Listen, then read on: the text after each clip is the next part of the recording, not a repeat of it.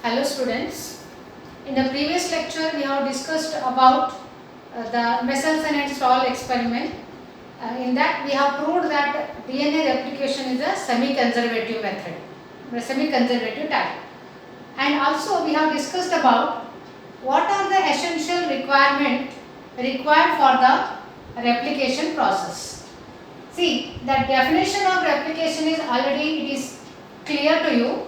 Let me recall you once again. Replication is nothing but duplication of the DNA, or it is a process in which a mature DNA, parent DNA synthesizes two daughter DNAs. It synthesizes two daughter DNAs, and that process is called as replication, or otherwise it is also called as duplication of the DNA.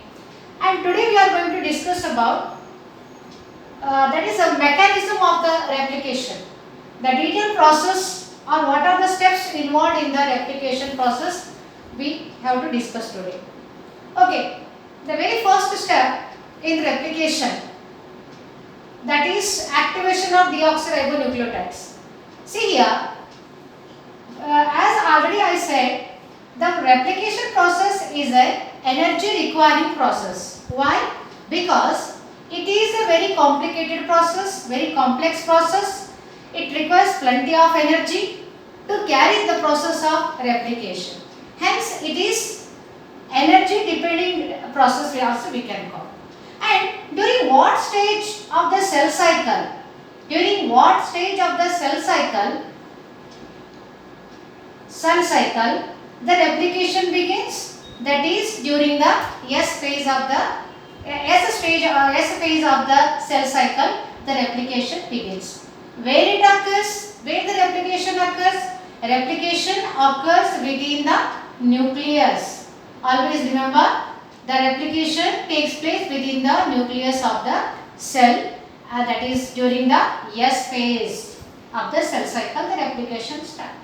And it is an energy requiring process. Now, how the replication process takes the energy, from where the energy is supplied. Since we know the raw material essential for the replication are adenosine triphosphate, guanosine triphosphate, thymine triphosphate, cytosine triphosphate, that is deoxyribose adenosine triphosphate, deoxyribose guanosine triphosphate. All these phosphate group means they are the deoxyribonucleotide.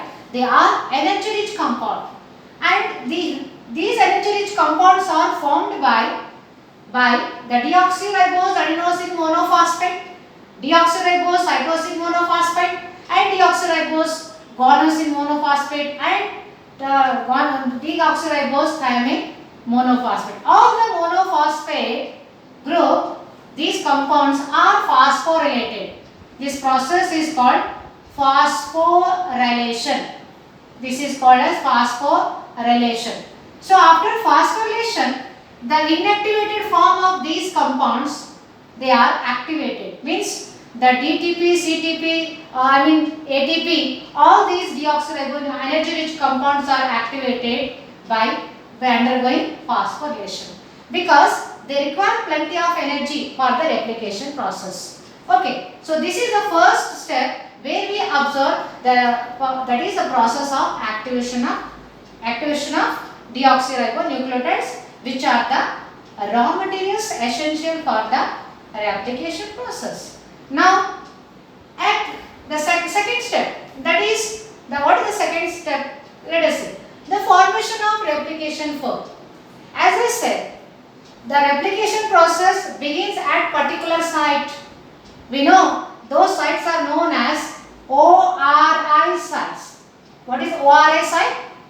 Origin of replication site. In bacteria, E. coli, since it is a E. coli bacteria, there is only one ORI site. What is ORI site? ORI site is the site where the replication begins. So, E. coli has only one ORI site, but in case of eukaryotes, several ORI sites be observed. Okay, so ORI site, on that particular ORI site, the replication begins. Now, fork is formed. But before going to form the replication fork, the double helical DNA. So this is the double stranded DNA whose polarities are 5' to 3', 3' to 5' because both are anti-parallel with each other. Both are anti-parallel with each other. It is highly entangled. The both DNA strands are highly entangled, twisted. They are entangled with each other, and the twist has to be removed. In order to remove the twist, they have to separate. Then how they undergo separation? The two DNA strands undergo separation. As I said, they require number of enzymes. It's an enzyme requiring process. So, replication process requires certain enzyme. In the previous video, I have explained you what kind of enzymes are essential for the replication. That is the DNA dependent DNA polymerase. That is DNA dependent DNA polymerase, which is an essential enzyme required for the replication process. Now, let us see some more enzymes. The role of each enzyme. What is the role of each enzyme? As I said in the beginning, the first enzyme, DNA dependent DNA polymerase, which is going to initiate the replication process. In addition to this, to remove the twist, to remove the binding, because the DNA are highly twisted with each other, they are coiled with each other. Thus, to remove the supercoiling, they require an enzyme that is called as helicase. This is responsible for the separation or unwinding of the DNA. The two DNA strands are going to separate by means of helicase enzyme, or it is also called as unwinding enzyme. It is also called as unwindase enzyme.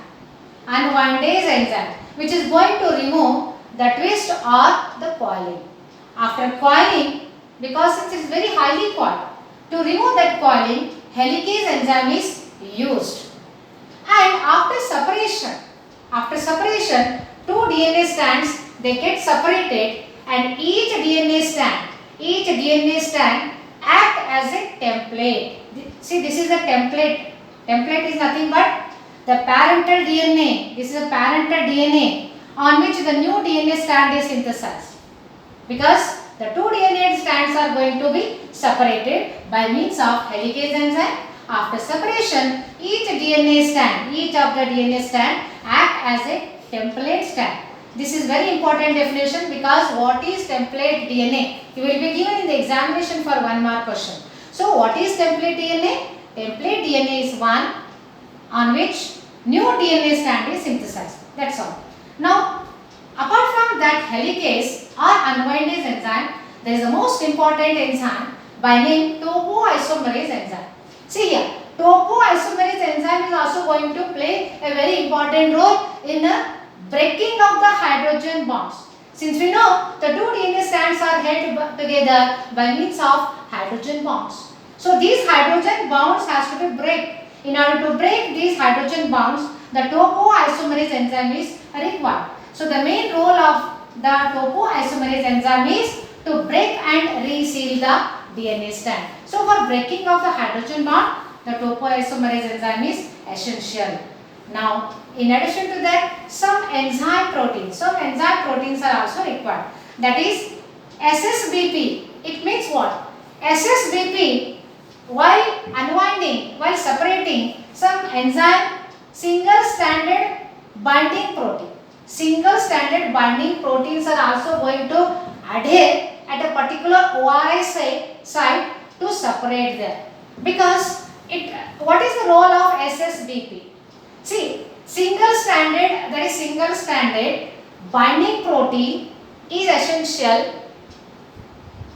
for the separation and to stabilize.